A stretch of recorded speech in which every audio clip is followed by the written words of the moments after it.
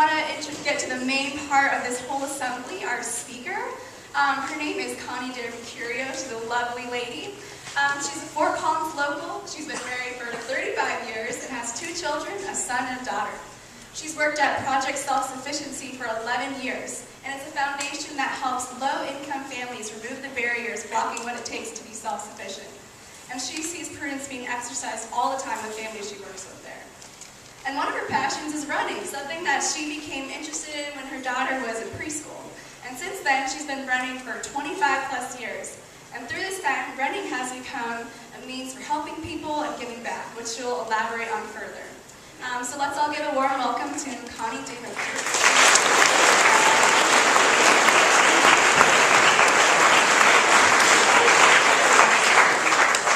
It's on?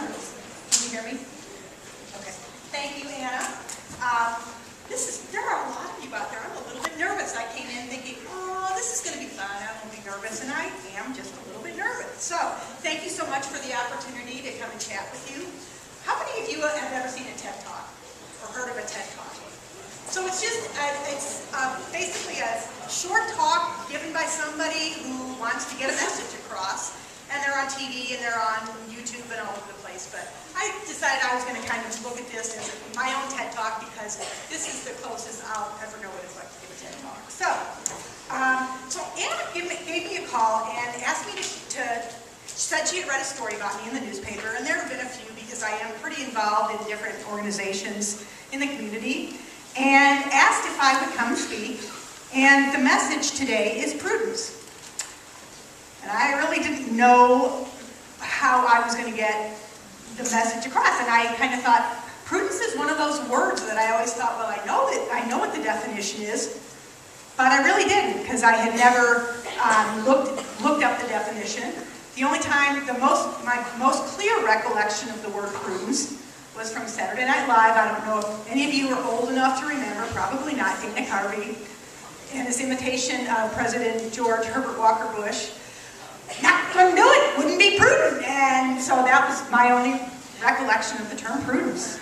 But it's one of those words I always thought I knew. So my first thing to do was to look up in a dictionary what the actual term of prudence meant.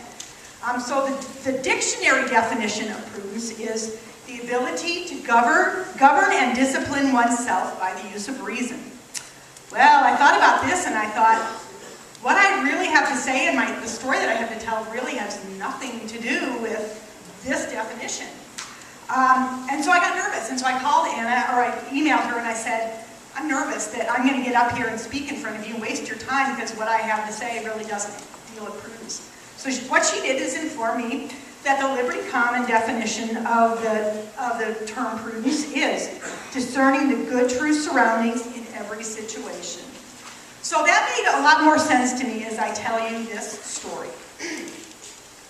My story begins actually just about 2 years ago now. I was a week away from running a marathon. How many know what a marathon is? A marathon is 26.2 miles. So I was a week away from running my 28th marathon.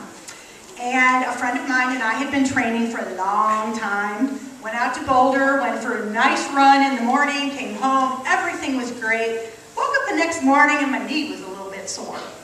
So it was really good, just took the dog for a walk, didn't go out and run, I just said, I'm going to behave myself. Next morning I woke up and my knee was the size of a grapefruit. And I could not put any weight on it whatsoever, and I'm just going, great. I have this marathon coming up in 6 days. I have somebody depending on me, and I'll get a little bit more into that later. What am I going to do? So I went to the doctor. The doctor drained my knee, said, I think you'll be okay. Ran a few tests and said, I think you're going to be okay. So for the marathon. So 2 days later, wasn't getting any better, but went and had it drained again, and he said, I still think you're going to be okay. So go out to Washington, D.C. for the marathon with my friend, and it hurts, but it's like, I don't really have a choice. I got to do this thing. So I run the marathon on this really bad knee, and I finished it. I'm really proud of finishing it, but I've walked a lot of the last 13 miles, and it was by no means, I think it was probably the worst, time-wise, it was the worst marathon I ever had. So came came back, time went on, and the knee really was not improving at all. Went back to the doctor and said, you know, I'm looking at this thing thinking, this is not a running injury. I didn't get this injury from running. Did some research on it, and I came to see what I came to believe from my research was this was actually some sort of an infection in my body. Went and gave my doctor, all these people, my idea and said, I really believe that this is not a running injury, this is an infection. And they said, no, no, no, there's nothing to prove that. We think that this is some type of a running injury. So the months go on, and I get into December, and my doctor's advised, well, I think the best thing for you to do is to go have surgery and have your knee scoped. So I relinquished and went at the end of December and had surgery on my knee and had my knee scoped. Middle of January, I get a call from my doctor, and he said, oops, guess what? It was an infection. So I had gone into this surgery needlessly. It had been 3 months since that time that it took to diagnose this infection. And then the course of action for the injury, or for the infection, was 4 months of nothing lower body. Now, if you ever know anybody who is a runner, 4 months of not doing anything with your lower body is a really, really long time. And I love to run. It's my passion, it's just what I love to do. So I was really good. I just got in the pool and I used my upper body and did what I could do, and that was it. So I'm back on the road to recovery, and I'm into April now, and just getting started to run again.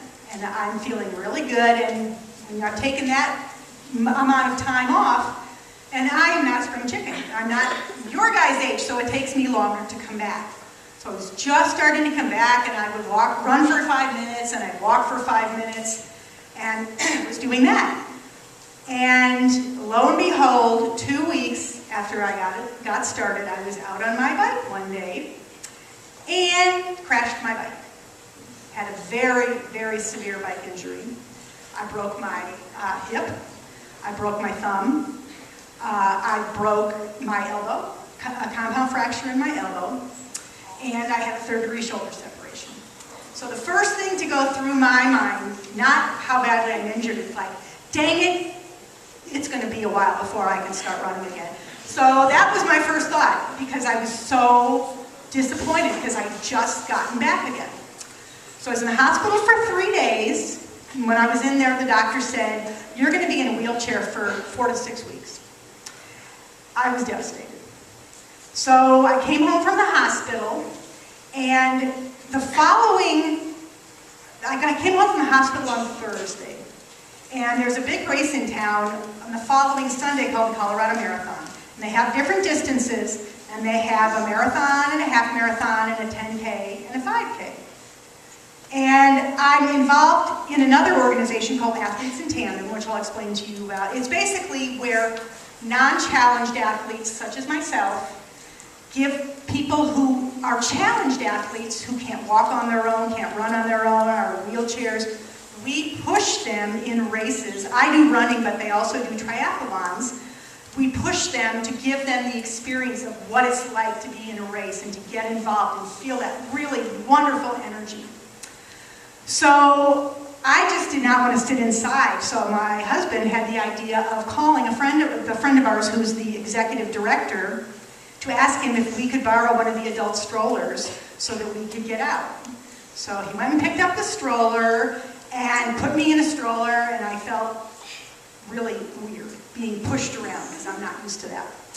So we were out on our first walk on a Friday afternoon, and I knew this race was coming that weekend, and I thought to myself, how can I make a good situation out of a really not so good situation? So I thought, I'm going to let somebody from Athletes in Tandem push me through the 10K. And then I called a sports writer from the Coloradoan and told him our story. And he thought it was pretty interesting. So basically what I was trying to do was to get some publicity for Athletes in Tandem, because what they do is a really cool thing in the community. So what I tried to do was to pay it forward, give a group that really, really goes out of their way to help other people an opportunity to get more exposure, hopefully to get more donations, because that's how they get their equipment for these races, how they get entry fees is through donations. So I was pushed by two friends, by the executive director and another friend of mine who I will explain a little bit more in a minute. But anyway, we finished this 10K and it hurt like heck even just to sit there because all the jostling and everything, but it was really, really, really a cool experience for me. So then after that, I really started my real recovery period, which took me a long time because all of last summer I wasn't able to run and I had metal in my body. They had to put rods and screws and things like that to kind of put me back together. So last September, about a year ago now, I said, take it all out. If I have to wait longer to go back to running, I will, but I don't want any metal in my body. So I got all the metal taken out, and then I had another period till about December or January that I still could not run anymore. But in January, it seemed like it was overnight, and things turned around for me. And lo and behold, I have been running ever since then, and it feels great to be coming back. I still have an issue. Everything from the bike accident is totally healed. I feel really almost nothing from the bike accident. The issue from the knee infection is still there. And as long as I'm really good and stay within my boundaries and don't do too much and don't go too hard, then I'm okay. If I get out of that, then the knee really starts to talk to me and I'm in trouble. But in any case, I right now am back up to running over 20 miles and I'm hoping to I ran a half marathon down the Poudre Canyon this weekend, hoping to do my first marathon in December. But in any course, I was back up when the Colorado Marathon came around this year in May. I was back up to probably 8 to 10 miles. And so I got into my head that I wanted to give back to the organization that helped me, which is Athletes in Tandem, and pushed me last year. So I decided I wanted to push a challenged athlete this year, and that's how I was going to give back. And so this year I had the opportunity of pushing just a wonderful young man through the race, and to see the light in his eye, and he just kept rocking back and forth, and the smile on his face was absolutely amazing. So it was a really, really, really cool experience for me. So the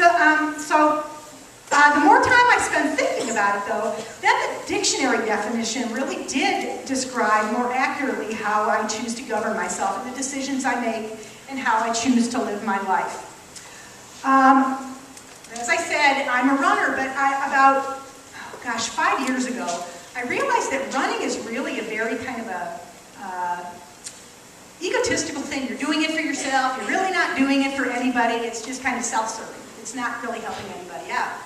So then I just kind of got going through my mind, how can I do this to help somebody else? And what I usually like to do is kind of put it out into the universe, and then something comes along to help me do this. Well, about 5 years ago, before a half marathon, I was a member of the Fort Collins Running Club, and I got an email saying that there was a blind runner who wanted somebody to guide him in his first half marathon.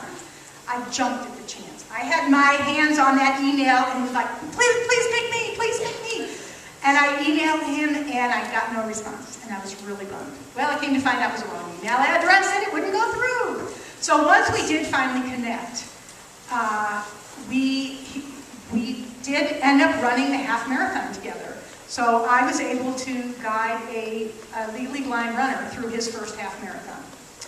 And he was slow, but it was okay. And I didn't know what to do because I really wasn't quite sure what he could see and what he couldn't see. But through that, and then after that, about 3 weeks later, he kind of thought we were all done at that point, and I called him and said, hey, there's a relay in Denver. Want to go run a relay with us? And he kind of thought, oh, okay, we did that, and the guy was hooked. Absolutely hooked. And we have developed a really, really awesome friendship and a bond that has not stopped to this day. We have run 7 marathons together. We've done a large number of half marathons together. And he was the gentleman that I was training for in Washington. So you can see now for that marathon, I I couldn't let him down. We had done so much training that I didn't just have the choice to say, okay, my knee is bad, I can't do it. It was like, no, you have to push on. You've got somebody who's depending on you. So in other words, I choose to use my running now as helping other people and not to be so self-serving. I run with athletes in tandem, whenever I can, I try to push a challenged athlete because it's great for me and it's great for the athletes, and to see the smile on their faces it just blows me away. It's heartwarming. I also choose to use Prudence in the work that I do. 11 years ago or so, I was in just kind of a stagnant point in my life. My daughter was a junior in high school.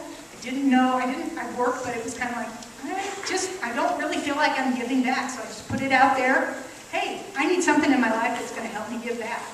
And the opportunity came up to volunteer for this organization called Project Self-Sufficiency. And so I did that. And I did that for about 2.5 years. And as Anna said, the organization assists low-income single-parent families to get off of public assistance and to earn a living wage. So what we do is really help to remove the barriers of what it's going to take to become self-sufficient. And I love my job. And I go home every night thinking, wow, I've made a difference in someone's life. I help kids like you because it's the children of the parents, and we have what we call our Boundless Children's Fund, where they get to do things that they otherwise wouldn't be able to do. So that's kind of my story. But I do want to let you know that the more I thought about Prudence, by its very definition, it's going to be different for each one of us. That's my interpretation of it anyway. Because each of us has our own reasons on how we govern ourselves, and it's a very individual decision. So that is my story. I'd love to take questions from anybody who might have questions for me. Don't all speak at once. Yes? What is your fastest marathon time? Oh, my fastest marathon was a 3:17 in Napa Valley. And it was one of those that I had no idea I could go that fast. It was about 4 years ago. My daughter was, I think, she was living in San Francisco at the time. And if you could have seen the look on her face as I came in, she was just looking at me like, no, you can't be done. You're not supposed to be here for about 20 minutes. And I was just like, well, whatever. But I find that I run the best when I'm not concerned with my time. When I just get out there and put it out there and have fun, that's when I do my best. So, yes, sir.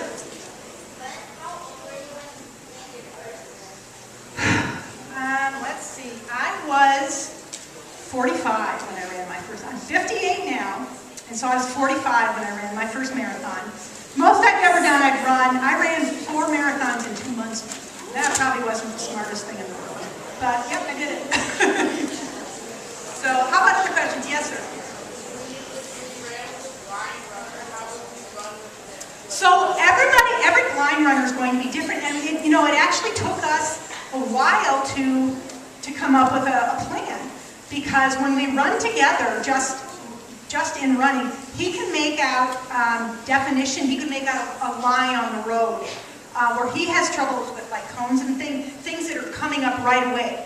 But he can make out lines on the road. So when we would just run together in practice and in training, we could just run along side by side, and if there was something coming up, I would just tell him. We realized in the races that wasn't good enough, and we ran a marathon in New York City that typically most blind runners are required to have 4 guides because it's so crowded. There are 55,000 runners, and he was able to have 2 because he knew both of us. But if somebody drops out, you don't want to lose your runner. If I had to pull off and use the facilities or whatever, you don't want to lose your runner.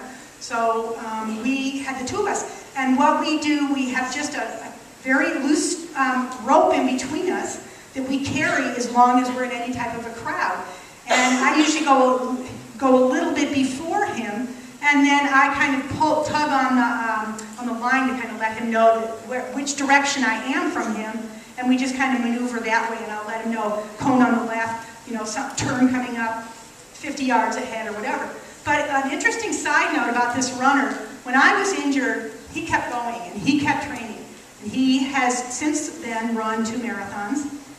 We ran the Boston Marathon together a couple of years ago.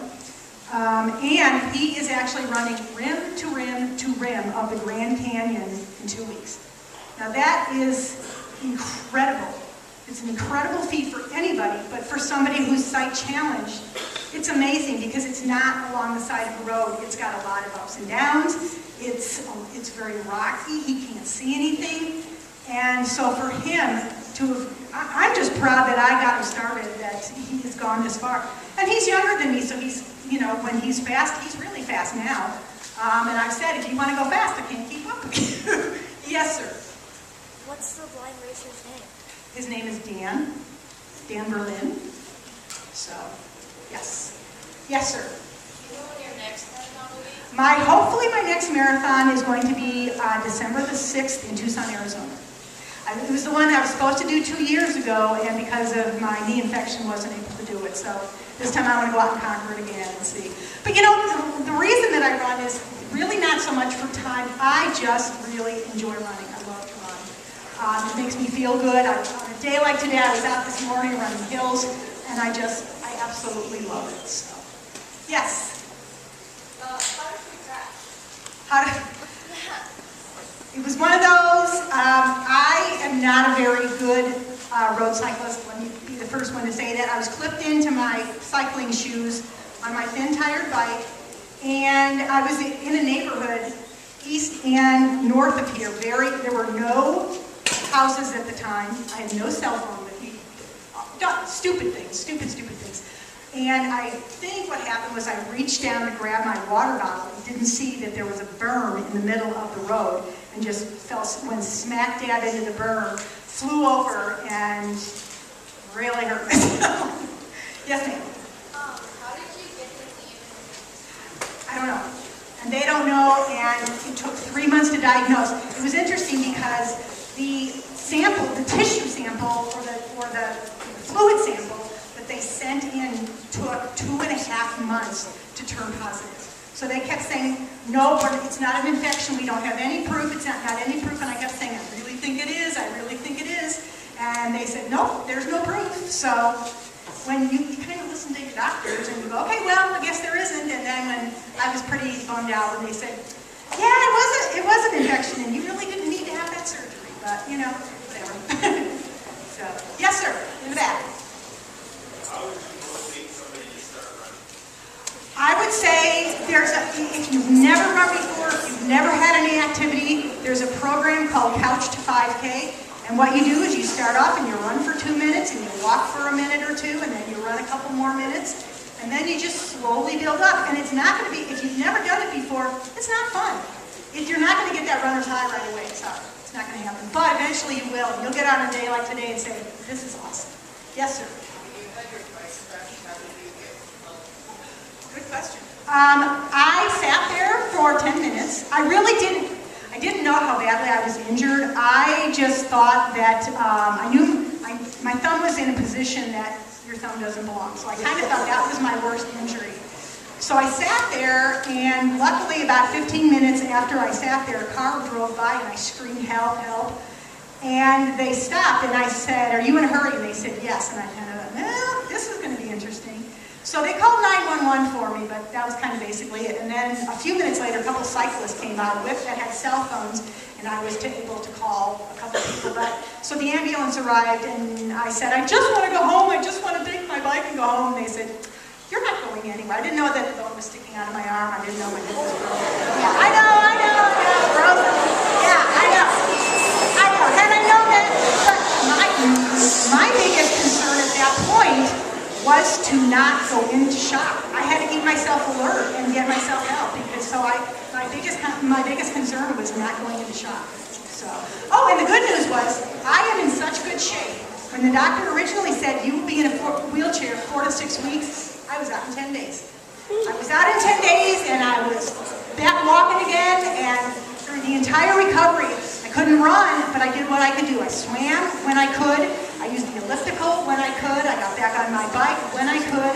It just all seemed to take a really long time. So, do you have a question? Yes, were you compensated for the surgery? No. No, I paid a lot of money for the surgery. No, I didn't want to pursue it. It was, I guess, what you'd call an honest mistake. It was, I think at the time the doctor did the best thing that he thought was the best decision for me, and so, you know, I understand situations like God. Doctors aren't perfect, nobody's perfect, so I understand. So, yes, ma'am. How old do you have to be to hold out the stand? Athletes in tandem, I would imagine 16 maybe. I would imagine it's 16. If you Googled athletes in tandem for Collins, you could get onto the website and they might have more information about that. But they actually did, the director did an Ironman triathlon with one person. Now that took him 13 hours with one person. Can you imagine if he carried him in a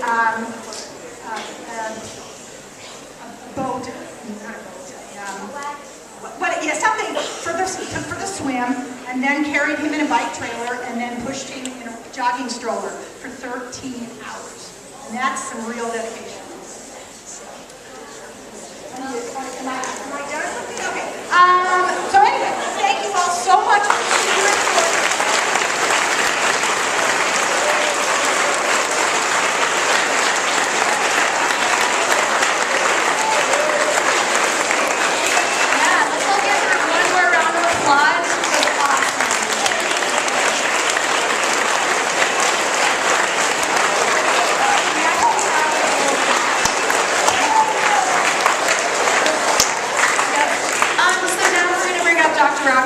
Out some character awards.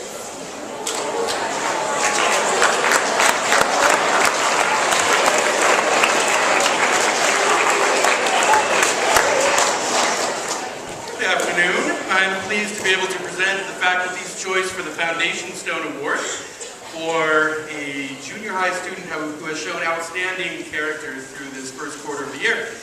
And this student has shown gratitude, a wonderfully cooperative and helpful student, often helping out in the classroom after other people have gone, very diligent and cooperative presence in order activities as well. This student has shown fortitude through steady work and a diligent, curious attitude toward his learning. And finally, the student has shown temperance through a general exercise of self-control and a good attitude where he brings a lot of fun to his life and to the school, but also knows how to exercise self-restraint and to behave as is appropriate for the time and place. Very pleasant student to be around, and it's my pleasure to give this award to Evan King. So please come.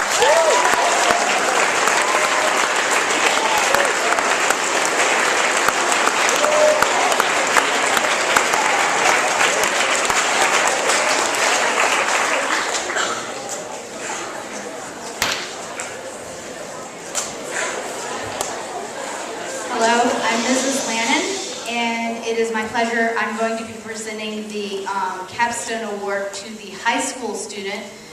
We nominate students who have exhibited many of the capstone traits, at least 3 of those on a consistent basis.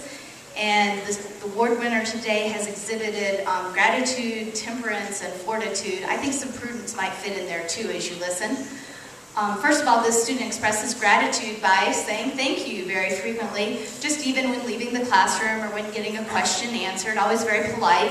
This student does write thank you notes, which is awesome and very much appreciated by the recipients. This student also wrote something, I'm going to read a direct quote. I know that whatever I'm studying, I like to go as deep as I can and truly understand, because if it's worth being in a book and worth being taught in the classroom, it's worth my full attention and curiosity. The student goes on and says they're truly appreciative of being a student and just having the opportunity to learn. It's not always easy, but it's worth it. This student also exhibits temperance every day by being very organized and intentional about homework and daily tasks. The student's able to juggle a packed schedule of school classes, athletics, and social activities through conscientious planning, keeping those first things first. Last but not least, this student has exhibited a great deal of fortitude, I believe, in making the choice last spring to run for the school captain election. Many of you know that it's tough to go out there and run for an office. You don't always win. And this student was disappointed when the election was lost. However, she did not let that keep her down. She continues to seek out other ways to serve the school. She's already been up here today because she's the chair of the House Points Committee, and she's busy with so many things at the school. Please give a huge cheer for Elizabeth Ye.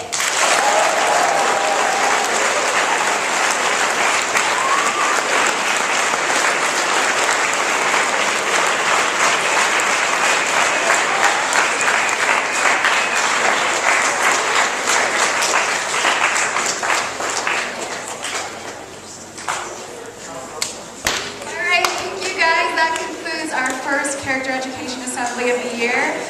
One quick note, Domus Prudentiae, we are stacking chairs today and we are timed, so we're going to stack those chairs really fast.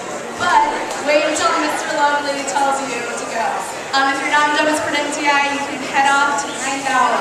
Thank you guys.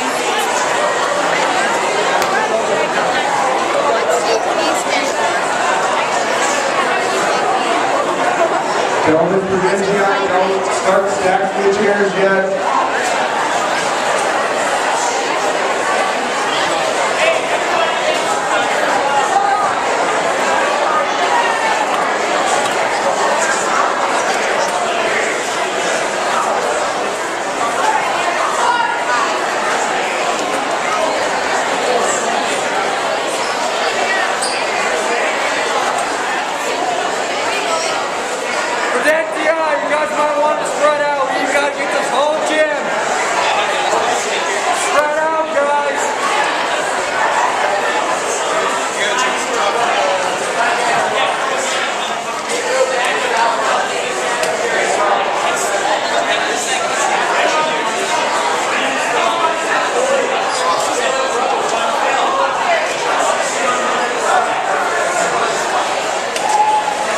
Okay, Domus Prudentiae, here are the rules. Don't start folding the chairs yet. You can't start. Unfold those chairs.